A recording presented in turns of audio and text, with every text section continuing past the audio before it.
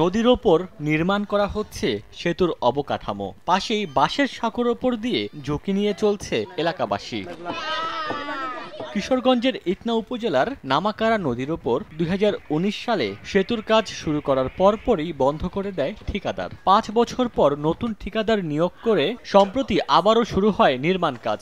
এলাকাবাসী জানান, সেতুর অভাবে বিকল্প সড়কের কয়েক কিলোমিটার দূরে পার্শ্ববর্তী হবিগঞ্জ ও সুনামগঞ্জ জেলায় যাতায়াত করতে হতো। প্রকল্পের কাজ শেষ হলে সরাসরি হবে সড়ক যোগাযোগ। এই ব্রিজটা দ্রুত হইলে ৩টা জেলার সাথে সংযোগ হবে। সিলেট ময়মনসিংহের যে লোকজনের দূরত্ব, আমি মনে করি অন্তত মিনিমাম ৫-৭ ঘন্টা সাশ্রয় হবে। আজমিরি উপজেলা এবং হবিগঞ্জ জেলার সাথে আমাদের কানেক্টিভিটি বিচ্ছিন্ন শুধু এই ব্রিজের কারণে। নির্ধারিত সময়ের মধ্যে সেতুর কাজ শেষ করার আশ্বাস সংশ্লিষ্টদের।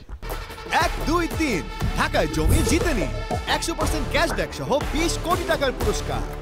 এলাকার মানুষ যদি সহযোগিতা করে তাহলে কাজটা মনে করেন দ্রুত সময়, নির্দিষ্ট সময়ের আগে আমি শেষ করে দেব। ব্রিজ বাস্তবায়নের পরে এলাকার জনসাধারণের মধ্যে একটা উচ্ছ্বাস পরিলক্ষিত হচ্ছে এবং অচিরেই ব্রিজটি তার নির্দিষ্ট সময় শেষ করার জন্য আমরা যথেষ্ট উদ্যোগ গ্রহণ করছি।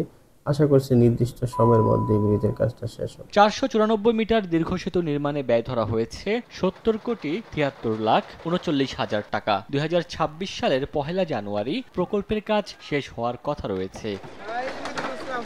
সময় সংবাদ, কিশোরগঞ্জ।